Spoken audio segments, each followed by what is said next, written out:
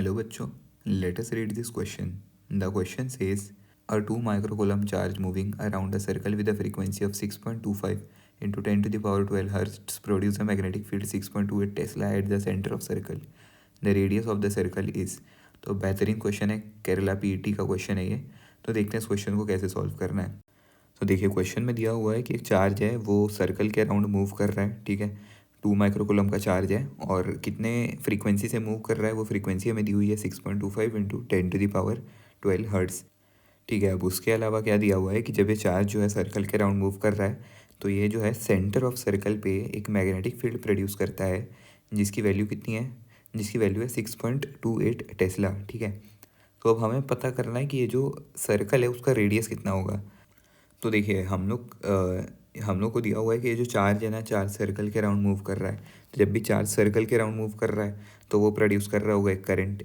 अब उस करंट की वैल्यू हम लोग निकाल लेते हैं। तो करंट की वैल्यू कैसे आएगी, करंट की वैल्यू आएगी चार्ज इंटू उसकी फ्रीक्वेंसी, ठीक है। तो यहाँ से आ जाएगी हमारी करंट की वैल्यू। तो उसमें वैल्यूज पुट कर देते हैं। चार्ज हो जाएगा 2 microcoulomb, frequency 6.25 into 10 to the power 12। Microcoulomb को कुलम्स में कन्वर्ट कर लेते हैं और इसको सॉल्व कर लेते हैं।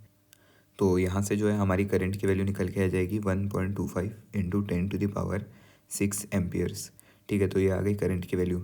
अब देखिए जो कोई भी सर्कुलर कॉइल होता है ना, या फिर सर्कुलर करंट कैरिंग कंडक्टर जैसा कुछ, ठीक है, तो उसके लिए जो हमारे पास मैग्नेटिक फील्ड की वैल्यू आती है, magnetic field at the centre आती है B is equal to mu naught I/2R, ठीक है। तो यहाँ पे हम लोग वैल्यू डाल देते हैं।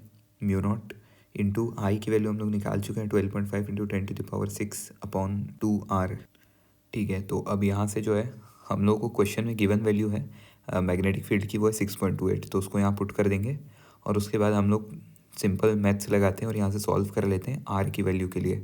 तो यहाँ पे हमारी आर की वैल्यू निकल के आ जाएगी 1.25 मीटर्स। सो इस क्वेश्चन का जो करेक्ट आंसर हो जाएगा वो हो जाएगा option D. So hope you understood this question well and all the best.